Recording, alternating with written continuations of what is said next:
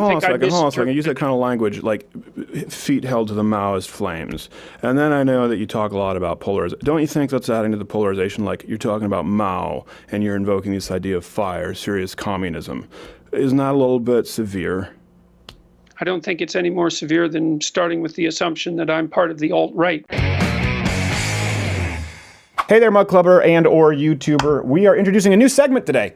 Long-form interview called Devil's Advocate, where we'll bring on the foremost conservative thinkers, critical thinkers, and try to present both points of view. I think it was my friend Owen who actually said, if you cannot argue your ideological opposition's point of view as effectively as they can, you have no business holding your own position. So the purpose of this format is to argue the progressive left's position more effectively than they do, and to hopefully equip you in case you will encounter these arguments, these lines of questioning, these specific patterns of attack that you see from the left. So I warn you, you might get mad, you might get frustrated, you might want to beat up Skyler. I know that I did.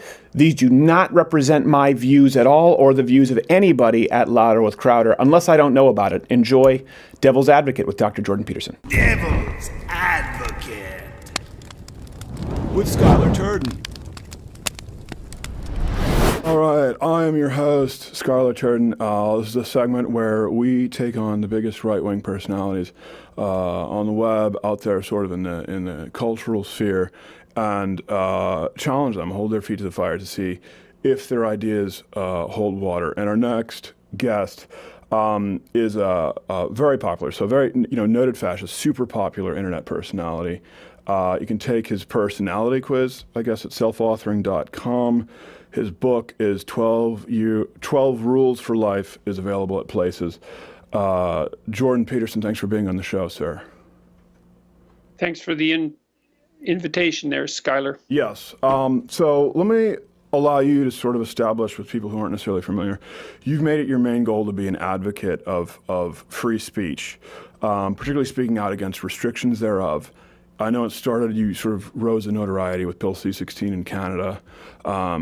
Tell us in your own words, why freedom of speech is so important and why you took your stand. Okay, well, first of all, I don't think that that's what I put myself forward as in the main. Okay. I'm actually very interested in the relationship between meaning and responsibility.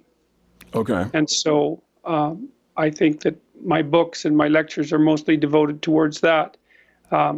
I see free speech as necessary because it's part of the process by which the left and the right continue in an ongoing dialogue about how society should both maintain and update its structures, and that any attempts to interfere with that are dangerous to both necessary wings, let's say.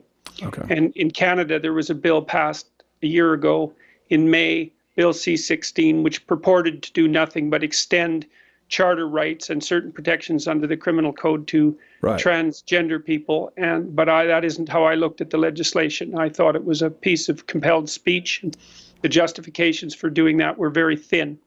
Well, okay, let me ask you that. So first off, okay, meaning and responsibility where they intersect, but freedom of speech is a big component to that, right? And that's why you talk about it. Well, it's a responsibility to speak properly, and it shouldn't be something that the government should interfere with. The government interferes with that at its peril, whether it happens to be left or right-leaning. Well, I just want to make sure I wasn't, because you made it sound like I was misrepresenting you, but it sounds like, no, that is a big part of it. So the thing with Bill C-16, right? You say that. I've read through the bill. I've not seen anything that specifically relates to compelled language. You often use that word, compulsion of language. I don't see it in there. That's because it was a particularly treacherous piece of legislation, and most of what was reprehensible about it was hidden in the surrounding documentation, mostly on the Ontario Human Rights Commission website. The federal government announced publicly before they took the link down that the bill would be interpreted in light of the documentation on the Ontario Human Rights Commission, which clearly made it grounds for civil action, at least, and perhaps criminal action to misgender someone, despite the lack of any norms currently operating with regards to the use of gender pronouns, for example. And it also instantiated a social constructionist view of gender into Canadian law, which I thought was equally reprehensible, given that the scientific evidence is overwhelming that a substantial part of gender differences in biology and personality and temperament are biologically influenced, if not determined.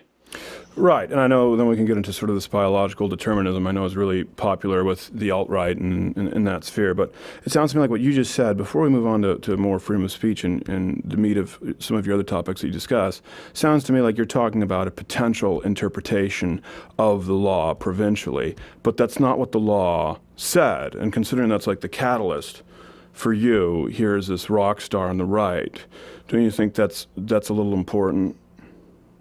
I don't think that there would have been inclusions within the law of changes to the criminal code if the intent wasn't much broader. And the law was only about a paragraph long, and so the surrounding documentation is of crucial importance. And if the federal government was playing straight with regards to the origin of the law and how was it going to be interpreted, they wouldn't have taken down the link that had made the claim quite straightforwardly that it was going to be interpreted in light of the Ontario Human Rights Commission's already extant policies, which surrounded similar legislation at the provincial level. Besides, it played out exactly the way I thought it would play out. For example, at Wilfrid Laurier University, where a teaching assistant was had her feet held to the Maoist flames for daring to show a video expressing my views to a communications class. No, you so no, I don't think I hold on a second. You use that kind of language like feet held to the Maoist flames. And then I know that you talk a lot about polarization. Don't you think that's adding to the polarization? Like you're talking about Mao and you're invoking this idea of fire, serious communism. Isn't that a little bit severe? I don't think it's any more severe than starting with the assumption that I'm part of the alt-right, which is a white supremacist organization and an identity politics group. Who said you were part of the alt-right? I didn't say you were part of the alt-right. Yeah, you did, actually. You could just rewind the tape. No, I mentioned that it was popular in alt-right circles, and you happen to be popular in alt-right circles. Listen, if I happen to be popular at universities, and they show, I'm not responsible for what those professors say. I'm just saying it's your views. Would you disagree happen to coincide with the views of a lot of the alt-right? Yeah, I would disagree. Okay. I don't think they agree with the alt-right at all. In fact, I have some very pronounced enemies on the alt-right, and they've come out and said exactly that, because I've said in multiple public appearances that I'm no fan of collectivists. I don't really care if they're on the left or on the right. It's equally reprehensible as far as I'm concerned. Yeah, well... So there's just two different ways of playing identity politics. There's a left-wing way and a right-wing way, and I'm not in favor of either of them. Yeah. So I think any attempt whatsoever to associate me with the alt-right, regardless of whether you have an opinion that I have followers there, is merely an attempt to Sure. And denigrate what I'm saying by association.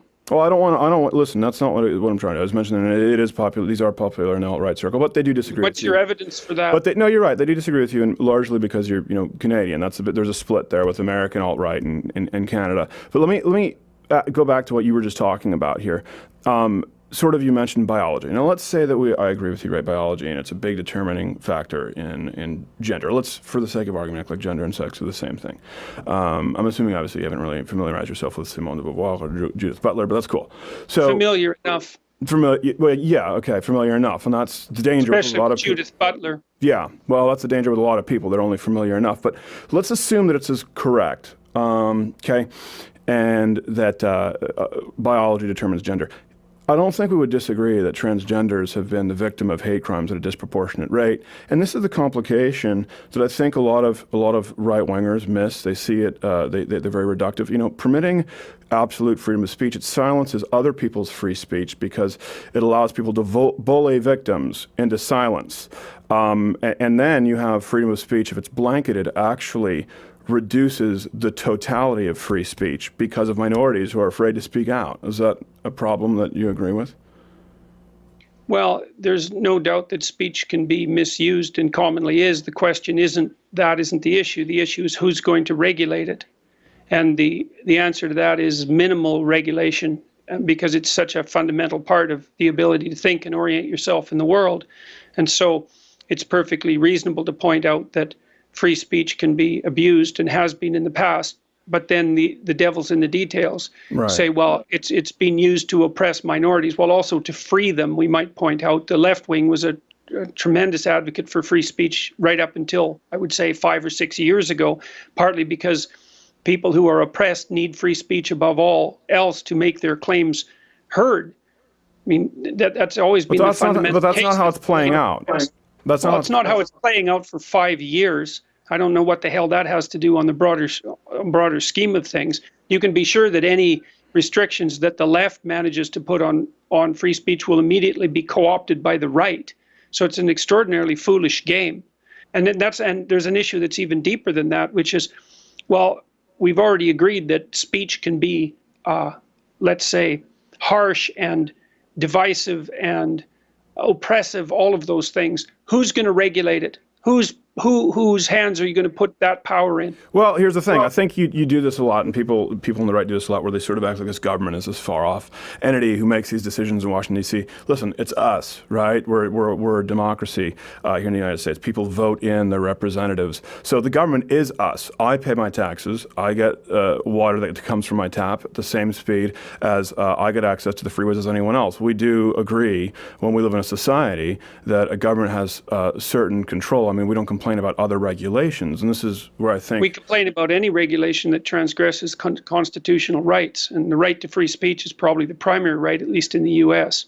Okay, but so it's also the right upon which the entire government edifice is built, and to say that you can elect representatives who are going to regulate free speech ignores the fact completely that you don't have an absolute democracy, you have a constitutional democracy. Well, these same regulators, they're in charge of what can be said as far as libel laws with the press. So we do have a freedom of the press, but we do have actual libel laws. There are regulations on firearms, right? You don't think that you should be able to go off and own a tank. So again, these are constitutional amendments. Libel laws, like we discussed, those would fall under freedom of the press, the First Amendment, with freedom of speech. Why? I think the restrictions that are placed on free speech are already plenty sufficient. Okay. And to extend them to any degree is a very big mistake. And besides, there's a huge difference with regards to compelled speech. I should point out that your American Supreme Court in the 1940s made compelled speech unconstitutional. So Canada passed a law that would be clearly unconstitutional in the United States. It was also a law passed at the federal and provincial level because it compelled speech that had absolutely no precedent in English common law. Because there's a difference between saying what people can't say, sure, and so that's libel, and saying what they have to say, which is compelled speech. And the Supreme Court said very explicitly in the United States that it was a mistake both on the part of restricting the speaker and restricting the listener to compel people to utter words with which they did not agree. Now, there's certain exceptions for commercial law, but there are no exceptions in non-commercial speech. And so to bring in libel law and that sort of thing is a complete red herring. Well, hold on. I want to be sure, because you just mentioned red herring here. You say, so I want to make clear that I understand. Your problem is with compelled speech then, correct? Not saying what you can't say, but forcing people as to what they can. Well, I'm absolutely no fan whatsoever of hate speech legislation, but which is I suppose the logical extension of laws attempting to restrict what you can't say. Right. So I think hate speech laws are dreadful, and I think they're being misused all the time, and that we've only seen the beginning of that. But the issue of compelled speech is worse than the issue of regulating hate speech, because it requires people to utter words that they did not formulate and may not believe. So it violates freedom of conscience. It violates the responsibility that each individual has to only say things they believe to be true and representative of their viewpoint. It interferes with their ability to think and communicate, and it makes them terrified of potentially terrified of government and other organizational intervention. Well, people are terrified right now because the First Amendment was written long before social media and Facebook, and so now the speech is very invasive. You used to be able to turn it off. Now you can't. We'll come back to that because I know we have a lot of topics to get into, and as in your words, you're not just an advocate of free speech, but the sort of where meaning intersects with responsibility. You just brought up hate speech laws, so I think it's a good transition. Jordan, do you support equality? It's a trick question. So how about you specify it a little bit more clearly before I answer that?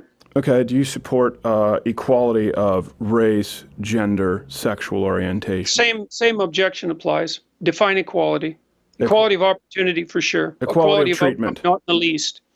Again, it's insufficiently defined question. Okay. Equality of treatment. All right. Equality of opportunity for sure. I think that any bureaucratic structure that's set up that doesn't allow each person to be assessed on the basis of their merits in relationship to a particular function, like a job, is a big mistake for everyone involved, including the individuals that are unreasonably discriminated against. So Sounds like a long way around to say no. Let me ask you this: you've spoken out against the problem of free speech in regards to speakers, specifically on campus, universities, people being censored on social media. Let me ask you that: is that even a question like of speakers, for example, on campus? Is it a question of free speech at all? Isn't that just a private entity refusing to serve an individual whose message they don't agree with, not hosting them?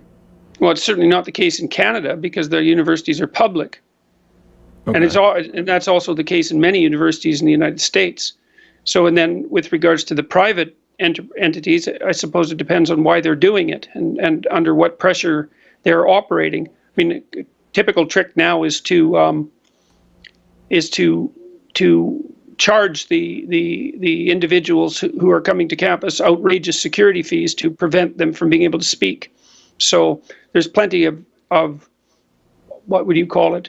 There's plenty of lack of fair play at work in those sorts of situations. And I think universities above all should be cautious about restricting who's allowed to speak on campus for ideological reasons. Oh, I agree. I think they should be super careful. So I want to make sure that you only have a problem, not with private universities, but public universities? I didn't say I didn't have a problem with private universities Okay, doing well, it. I that's what I'm said it's clearly a problem with public universities doing it. With private universities, there is that additional element that you just described. Okay. So would you compel public universities to host speakers they disagree with? Define compel. Force them to host speakers they disagree with? I would encourage them to leave speakers alone. If student organizations invite them onto campus, then the university should do what it can to keep ideology out of the picture and to allow them to speak. Right. So public university is saying, okay, for us, Jordan Peterson is the line because of his misgendering of people and his anti-trans, so to speak, or some of his whatever you want to use it, homophobic, anti-left-wing rhetoric, and then another university. Well, that's a typical example of exactly why it's very dangerous to let ideologues determine where the free speech line is drawn, because in formulating that question, you used a whole string of unwarranted epithets that you drew from very badly conducted press interviews to characterize my viewpoints. And so just by formulating the question the way you did, you indicated how terribly dangerous it is to allow committees of ideologues to determine who should be allowed to speak and on what topic. Well, let me ask you this then. First off, you're saying you don't see yourself as having spoken any anti-transgender rhetoric at all? No. Really? It has nothing to do with transgender. It has nothing to do with transgender individuals. It has to do with compelled speech. Okay. The fact that it happened to involve a bill that involved transgender people was more I would say an accident. That was the issue that brought this to rise. So you'll use the people's preferred pronouns then? I haven't, and it would depend on how I was asked. It would depend on which pronouns, and it would depend on what I thought their motivation for requiring them was, and it would depend on whether they demanded it and all of that. So at the moment, I'm very disinclined to do it because now I have to do it. I'm legally compelled to do it in Canada, and that's enough reason for me to say no. Well, it sounds to me like that you said that you gave a lot of depends for someone who believes in... Yeah, that's for sure. You don't have the right to determine how I address you. Well, you don't have the right to deny their reality, to deny who they are, how they identify. Why? So then it just I deny people's reality all the time by disagreeing with them. So, and they do the same to me. And you have every right to deny someone's reality. That's the whole basis of your ability to think independently, is that you get to define reality one way and other people get to define it another way. And then hopefully you negotiate a shared reality that you can both live in peacefully.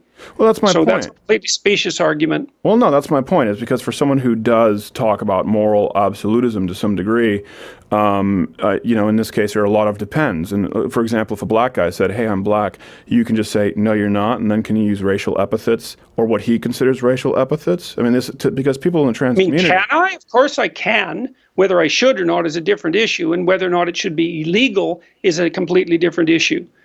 So whether I But can it and is whether I illegal. should are not the same thing. No, it's not. It's illegal actually not illegal. to go out and if a black guy to call him the N-word. That would be illegal. It's not because there's illegal. harassment. It's harassment if you continually do it. It's after not being asked to illegal. stop. It's not illegal in the United States. Well, okay, I agree to disagree on that one because There's no disagreeing about it. It's not illegal. yeah. Well, go see how that works if you go on down to Spanish Harlem. Just be sure to upload it with a GoPro. I didn't say that you should do it, and I didn't say Right. that it was right, but I did say that it was legal. Well, yeah, I know, and that's kind of the bait and switch that you pull, Jordan, quite a bit. Is you say, well, I didn't say it was legal. I didn't say it was right. What do you think is right? Let me ask you this. Let me ask Laserin, what do you think is right as far as how to gender somebody who identifies, who has been abused, has been the victim of hate crimes their whole life, and wants to be referred to by their specific pronouns? What do you think is right? I think that your attempt to use hypothetical compassion for someone hypothetically oppressed is an appalling way to defend a compelled speech law. Yeah. That's what I think. Yeah, Because think about what that does. It puts you completely in the driver's seat, doesn't it? You get to sit there and think, well, I'm a compassionate, wonderful person with the essential mien of a saint, and this person who's addressing me is obviously entirely corrupt because they don't have the same moral compassion for the oppressed that I do. It's like I'm not even going to engage in that. It's an appalling way of arguing. What makes you think that you're so compassionate?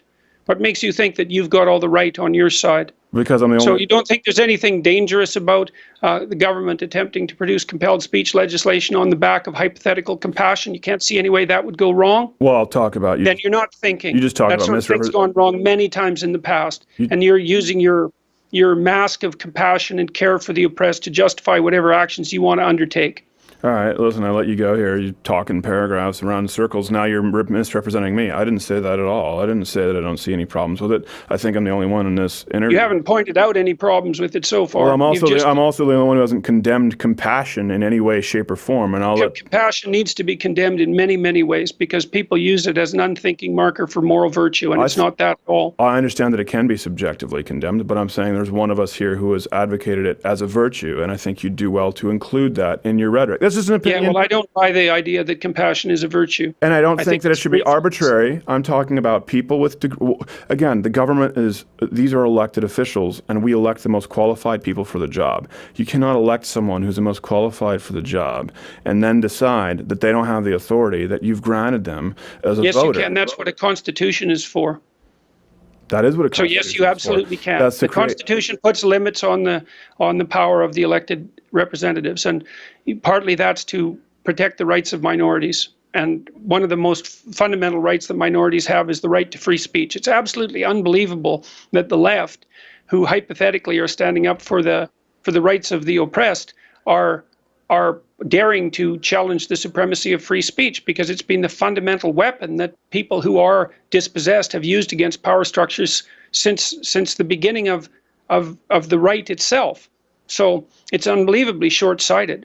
And if you think that the restrictions on free speech that are being put in place by the left won't be misused by the right, then you're not thinking at all. You keep saying that. The Constitution's changed. Some people think that income tax is unconstitutional. Do you think income tax is unconstitutional? Do you think we have to completely do away with income tax? Because we have amendments that deal with that. The point is it's a living, breathing document, right? And the people who have been granted that It's not living and breathing as much as the radicals who wish to transform it according to their ideology think it is. So, and you mess with constitutional amendments at your peril. Okay, so the whole idea here, the fundamental, what would you call it? The fundamental assumption of this whole line of questioning is that your particular ideological stance puts you firmly on the side of the dispossessed, and that makes you admirable and correct. And first of all, I don't buy the argument that you're on the side of the dispossessed merely because you say you do. The fact that you're a straight white man. For limitations. Just the fact that you're arguing for limitations on free speech indicates to me that you're no friend whatsoever of people who are truly dispossessed. So, but those people disagree with you more than me. I mean, how many minorities really are lining up for Jordan Peterson? Right? Well, I mean, that's a rhetorical question, and there's plenty of people who are so-called minorities that are coming to my talks, for example. You don't have any hard data on that. So something like 90%, over 90% of Black Americans vote Democrat. It's not even close. Latino Americans, Asian Americans, it's not even close. It's 80 or above for every single demographic. So the point is, right, I don't want to speak for minorities, and I know you don't want to speak for minorities. but they agree with my stance a lot more. That's how they vote. So it's clear they don't have a problem with a guy like me. And I'm not saying that I'm inherently right. All I'm trying to point out is that I think maybe you're not consistent on freedom of speech. Let's ask this. This just happened this week. Facebook, Spotify, Apple, YouTube, right? They all banned the InfoWars channel. So let me ask you, do you think that's a good thing or that's a bad thing? No, I think it's a catastrophe. Okay. So what's your solution? Do you believe Facebook or YouTube should be forced to provide a platform for speech that they detest? No, I don't think they should be forced. I think that they've bit off far more than they'll be able to chew. How so? Because now they've decided that they're ethically responsible for the content on their platforms. So good luck with that decision, because they have an awful lot of content, and drawing the lines is going to be extraordinarily difficult thing to do. So basically, the way that these companies were set up to begin with is that people could post content and then other people could watch it and basically decide by their viewing.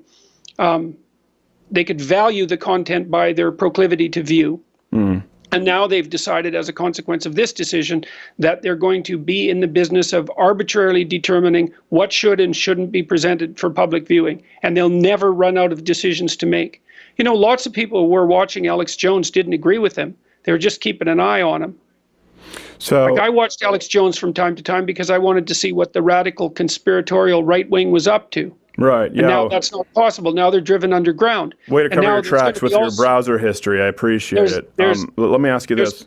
There's going to be all sorts of lines that they have to decide now. So they're going to take out Paul Joseph Watson next? Lawrence Southern?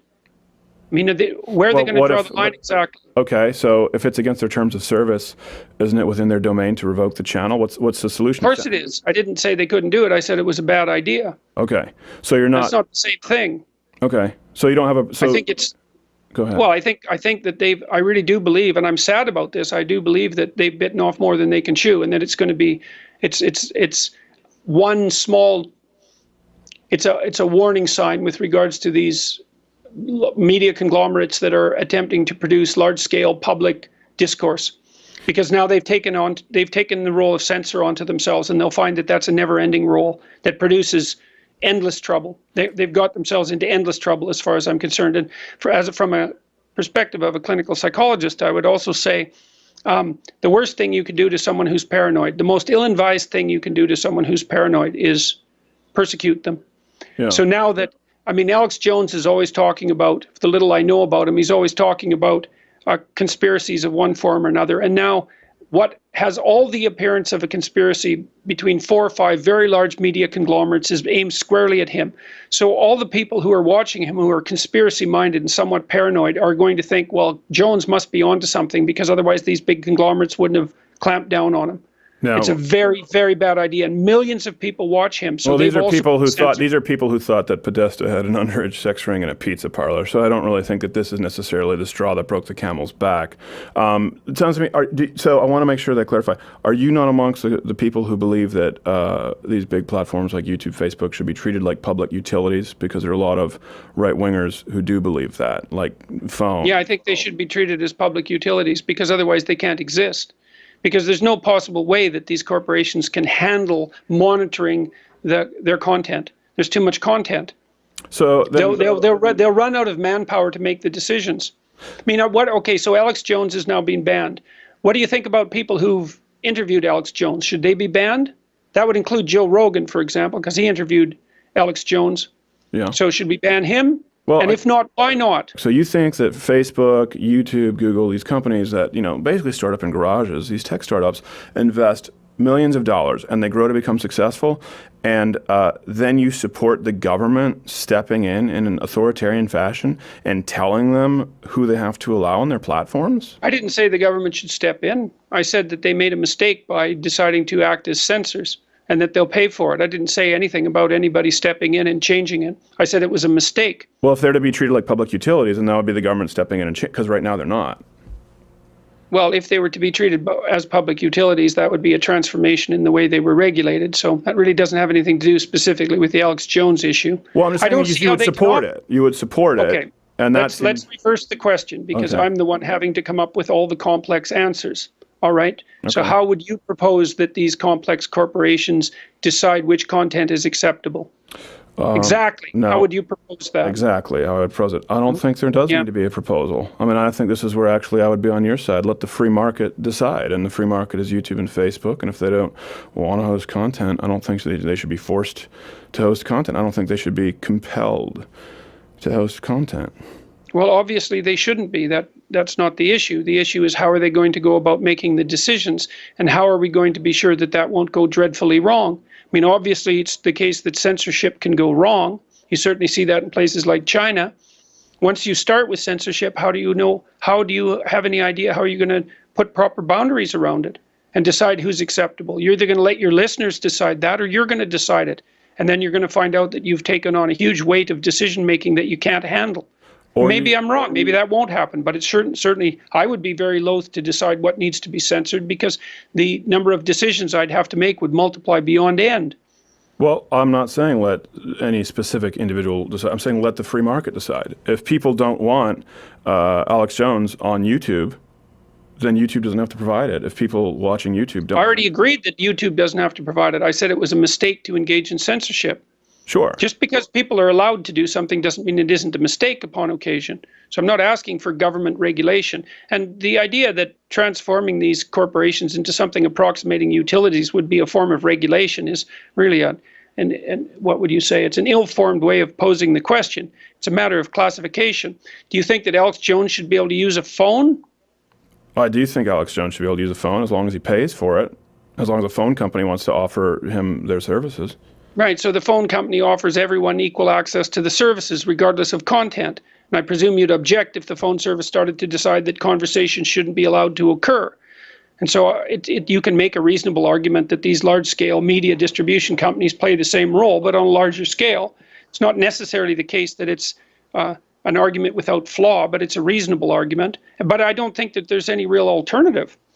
I don't see how companies like Facebook and YouTube can possibly police their content without producing far more trouble than they'll save. That's the issue. Well, I'm not so much just concerned about them policing the content. What I'm concerned with is, let's say we do the public utility sort of option, right?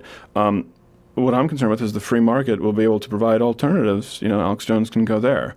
If we're consistent, and we believe in freedom of speech and the freedom of market as it applies thereof, we should be free to accept, we should follow this down the logical trail that there will be an alternative platform for Alex Jones or you. Yes, there probably will be. And that's also why I think it was a mistake for these companies to engage in the censorship, because I think that they're signing their own death warrant by doing so. It'll probably take 10 years to unfold, but it's a big mistake. And so that is what will happen, is because people will stop trusting YouTube and Facebook and so forth to provide uncensored access to content. And as a consequence, other forms of information distribution will emerge. So that's why I thought it was a bad decision from a corporate perspective. Okay. They had every right to make it, but I think it's a bad decision. If I were to walk into your house, okay? If I were to walk into your house right now and harass you and call you all sorts of names and get right up in your face and not leave after you've asked me to leave and continue harassing you without any refuge for you, would you think that is a crime for me to do that? I don't know why you're asking the question. So well, let me tell you why I'm asking. So now, again, this is why we're talking about the Constitution and guns. Now we have fully automatic AR-15s and things change, right? Times change. We need to adapt, and we've both agreed on that to some extent. Now, online, people like Alex Jones, they have the ability to invade your house digitally, continually, and harass and berate. You can always shut it off. Not necessarily. That's the thing. You can't shut off everything. You can't block people. You can't mute people on every platform. Then they can have your email on YouTube. You know, it shows up in your suggested feed. The point is, especially... No, that's a silly argument. You can just shut the whole thing off if you want. So it's a silly argument. It's not like someone invading your house. So because you can shut it off at any time. Okay. No, that's just not going anywhere, that argument. Well, what if someone has a computer in their house then?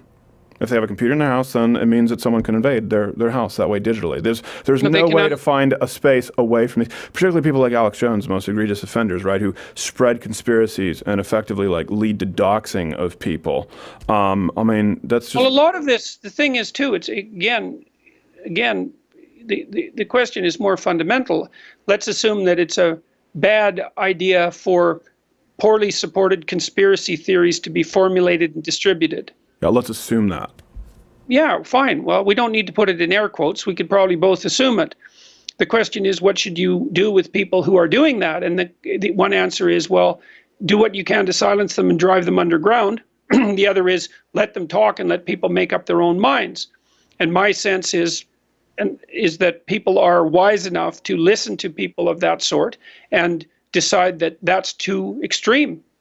Now, not everyone, because conspiracy theorists can find followers among people who are disagreeable and somewhat paranoid, but it's best for everyone, including the conspiracy theorists themselves, that those things are aired in public discussion, because it helps keep people sane. You know, like I've known people who are a little bit on this. I disagree. Yeah, but that's because you don't know what you're talking about. No, I think you're incorrect. Listen, there are more Americans who believe in angels than in climate change. The top shows are Kardashians. Look at what's on television. I don't believe that the American public, that anyone should be granted the same. It's not the issue. Yeah, it is. You said that they should be wise. They should treat them wise enough. I'm saying I don't think they're wise enough, and that's why they're wise enough compared to the alternatives. Okay. You know, your system in the United States was never set up under the presumption that the people were wise. It was set up under the presumption that the people, regardless of their wisdom, had the right to self-determination. And even more importantly, that although the people themselves might not always be wise, there isn't a better source of authority than the people themselves. So that no matter how corrupt and foolish the people happen to be, whatever systems you put in place to supplant them will be worse.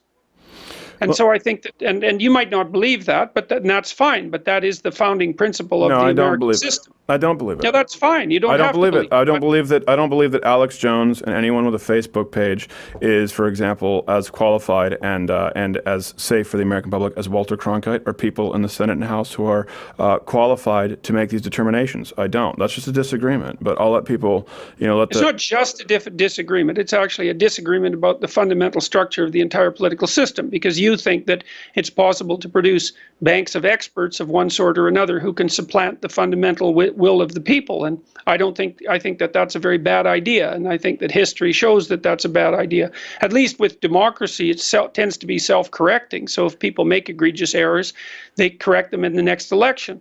Well, okay. And so, sorry, I want to give you a so again, that is selfauthoring.com if people want to take your quiz, and the book 12 Rules for Life is available at places. So let me final question. Does it ever concern you that you might be on the wrong side of history? What mostly concerns me is whether I make a mistake when I'm talking, and so I'm not thinking about the wrong side of history precisely. So does it concern me that I might be making mistakes? That concerns me all the time. But I thought the things that I say through very carefully, and I'm perfectly willing to live or die by them, let's say. So.